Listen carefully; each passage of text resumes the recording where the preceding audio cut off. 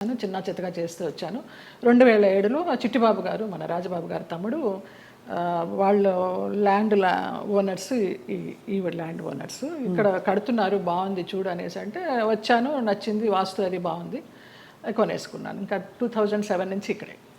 చాలా అద్భుతంగా మెయింటైన్ చేస్తున్నారు మీరు. అంటే ఎక్కడ కూడా ఇది పాత అపార్ట్మెంట్ కొత్త అపార్ట్మెంట్ లాగే అనిపిస్తుంది. మోడల్ అండ్ అలాగే ఇంటీరియర్స్ చేయించడం. ఇంటీరియర్స్ అంతా మీ టేస్టేనా? అబ్బాయి నాకు అసలు టేస్ట్ అనేది లేదు. అయ్యో అంత గుడ్డెద్దు చేలో పడ్డట్టేనమ్మా. ఏదో చేసుకుంటాము, అందరూ వచ్చి బాగుంది అంటారు. దానికోసం టైం వెచ్చించి ఇది చేస్తే ఎలా ఉంటుంది, ఇది చేస్తే ఎలా ఉంటుంది, ఆ థాట్ లేదు, ఆ ఓపిక లేదు. సో అలా మరి జీవితం అలా నడుస్తూ మీరు వచ్చారు. మధ్యలో మీరు శరత్ బాబు గారు ఒక అది మనసు బంధం అని చెప్పచ్చా? మనసు బంధమే. నేను బాగా అనుకున్నాను, ఆయన కొంచెం అనుకుని వదిలేశారు. ఇప్పుడు ఆయన ఉన్నా కూడా చెప్పేదాన్నేమో, లేరు కాబట్టి ఇంకా ఫ్రాంక్గా చెప్తాను. ఆయనతోనే యాత్రలన్నీ చేశాను. మహానుభావుడు, దేవుడు నాకు ఒక గైడ్ని పంపించాడు అనుకున్నాను, లేకపోతే నేను అన్ని యాత్రలు చేసేదాన్ని. చాలా చాలా మంచి వ్యక్తి, అందులో ఏమీ సందేహం లేదు. ఒకరు రూపాయి తినరు, ఒకరికి పెట్టరు. ఆయన ఫ్యామిలీ వరకు ఆయన చూసుకుంటారు కానివ్వండి, అది లేదు, ఆ గుణం లేదు. ఆ టైంలో మిమ్మల్ని వివాహం చేసుకునే టైంలో కొంతమంది ఇండస్ట్రీ ప్రముఖులే ఆపారు ఆయన్ని, లేకపోతే తెలుసు పెళ్ళై సెటిల్ అయ్యేవారు కూడా అంటారు. నిజం, చాలా ఆలోచనలు చేశాము. ఒక బిడ్డను కూడా కందామని ఆలోచన చేశాము, దానికి అన్ని ప్లానింగ్స్ వేసుకున్నాము. తర్వాత ఆయన ఆలోచిస్తూ ఉంటారు, సంవత్సరాల తరబడి ఆలోచిస్తూ ఉంటారు. ఒక విషయం చెప్తే ఒక 100 రకాలుగా ఆలోచించి, లలిత ఇలా వద్దేమో, అలా వద్దేమో, మనం ఎవరన్నా కానీ వాళ్ళు మన ఇద్దరం పోయామనుకో, అమ్మాయిని ఆస్తి కోసం ఏమన్నా చేస్తారేమో, ఇలాగంతా కూడా చెప్పేవారు. నేను చాలా ఫ్రాంక్గా ఫస్ట్ టైం చెప్తున్నాను. నేను వాళ్ళ ఫ్యామిలీ మెంబర్స్ నేనేమి లెక్క చేసేది లేదు. వాళ్ళ ఫ్యామిలీ మెంబర్స్లో ఒక తమ్ముడు నాతో చాలా క్లోజ్గా ఉంటాడు, ఒక తమ్ముడు ఫ్యామిలీ. ఇప్పుడు కూడా వారి అబ్బాయి మీతో టచ్లో ఉన్నాడు ఉన్నాడు అని అంటారు. అంటే పిల్లలాగానే ఎక్కడ మిమ్మల్ని ఒక శత్రువుగా చూడలేదు కుటుంబానికి? లేదు లేదు, కుటుంబానికంటే వారి కుటుంబానికి. వారి కుటుంబంలో ఎవరికి నేను పెద్ద తెలీదు, మా మధ్య ఏం జరిగిందని కూడా ఎవరికి తెలియదు. ఈ తమ్ముడు గారి ఫ్యామిలీకి తప్పించి వాళ్ళకు కూడా అంతంతే పైపైనే. నాకు ఆయనకి పరిచయం ఉందనే తప్పించి కొంచెం డీప్గా వెళ్ళామనేది తెలియదు.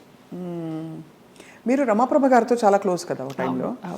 రమాప్రభ గారు శరత్ బాబు గారిని చాలా విమర్శించేవారు, చాలా ఇంటర్వ్యూలో బహిరంగంగా తిట్టారు. ఎందుకు మీ దృష్టిలో ఎందుకు ఇంత మంచి వ్యక్తి అని మీరు చెప్తున్నారు? మీ మనసుతో చూస్తే అవును కదా, కరెక్ట్ అనిపిస్తుంది. ఎందుకంటే మీరు ఎవరిని అసలు మిమ్మల్ని హాని చేసిన వాళ్ళనే మీరు జడ్జి చేయని వ్యక్తి.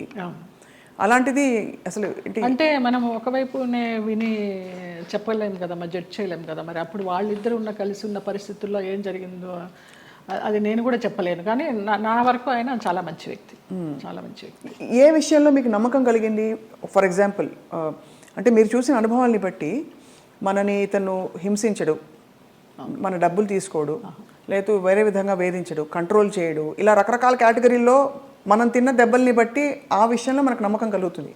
ఏ విషయంలో మీకు ఒక భరోసా కలిగింది ఆయన?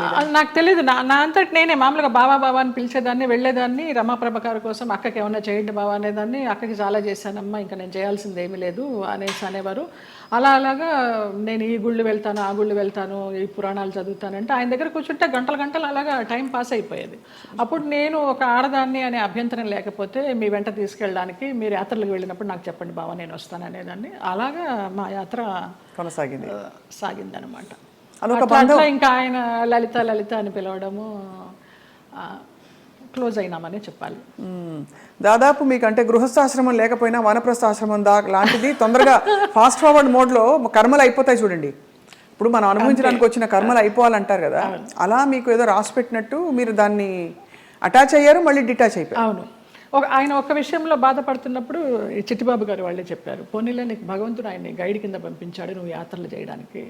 ఆయన పోయినప్పుడు బాధపడితే మంచి వ్యక్తి వెళ్ళిపోయారు అనేసి అన్నారు. ఇంకా అప్పటితో ఆ ఆలోచన కూడా లేదు. ఇంకా వెళ్ళాను, హాస్పిటల్కి వెళ్ళేదాన్ని, చూసేదాన్ని, అసలు మన సృహలోనే లేరు. లాస్ట్ ఇయర్ February 14th నాడు, వ్యాలంటైన్స్ డే నాడు హాస్పిటలైజ్ అయిన మనిషి May 21st నాడు పోయినారు. చూడలేకపోయారు కదా? చూడలేకపోయిన వాళ్ళం. బావా బావా అని పిలిచేదాన్ని, అయ్యప్ప అని పిలిచేదాన్ని ఆయన్ని. ఆయన ఆధ్వర్యంలో ఇరుముడి కట్టుకుని నేను మండలం రోజులు అయ్యప్ప దీక్ష చేసి అయ్యప్పకే వెళ్ళాను. ఆయనతో వెళ్ళాలనుకున్నాను కానీ వెళ్ళలేకపోయినాను, నేను విడిగా వెళ్ళాను. అప్పుడు నేను ఇరుముడి కట్టుకునేటప్పుడు ఆయనే చెప్పారు నాకు మంత్రాలన్నీ. అట్లా అయ్యప్ప అని నా ఫోన్లో కూడా తత్వమసి అని ఫీడ్ అయి ఉంటుంది ఆయన పేరు. అయ్యప్ప తత్వమసి. ఆ. అంటే ఎంత మీరు మనసులో ఆయనకి చాలా చాలా ఆరాధించాను. ఆయనకి సేవ చేసుకుంటూ అలా ఉండిపోవాలనుకున్నాను. బట్ భగవంతుడి పడనిలా. లేదు, రుణం లేదు. అది అంతేనండి బంధాలు. బంధాలు అంతేనా? మరి అంతే అనుకోవాలి. రుణం ఉన్నంత వరకు మనం కలిసి ఉంటాం. తర్వాత అంతే, మన కూడబెట్టిన పుట్టిన వాళ్ళు మన బిడ్డలే. అలాంటప్పుడు ఇంకా బయట నుంచి ఎక్కడో వచ్చిన వాళ్ళు ఆ రుణం ఉన్నంత వరకే ఉంటారు. అది రుణాన్ని బంధ రూపేణ పశుపత్ని సుతాలయ. సో మరి ఉన్నంత కాలం కష్టపడి ఉంటే దాన్ని ఎలా చూడాలి? రుణం ఉంది కాబట్టి నాకు ఈ కష్టాలు పెట్టాడు, కష్టాలు పడదాం అనుకోవాలా? లేకపోతే అంతే, పడాలి. కష్టాలని భరించే శక్తిని ఇవ్వమని కోరుకుంటా నేను. నువ్వు కష్టాలను ఇచ్చావు, భరించే శక్తి నువ్వు, అదే కోరుకుంటా ఎప్పుడు. మరి ఎప్పుడు ఇది సరికాదు, సవ్యం కాదని ఇప్పుడు చాలామంది ఆడపిల్లలు, మీకు అయిన ఎక్స్పీరియన్స్, మీ పెళ్లిలో 6 నెలల్లో ఒక హింస, ఒక ఎక్స్‌ప్లాయిటేషన్ ఉంది, బయటకు వచ్చేయాలని ఆలోచించిన పరిస్థితుల్లో ఎప్పుడు బయటికి రావాలనే స్ఫురణ ఎలా కలుగుతుంది?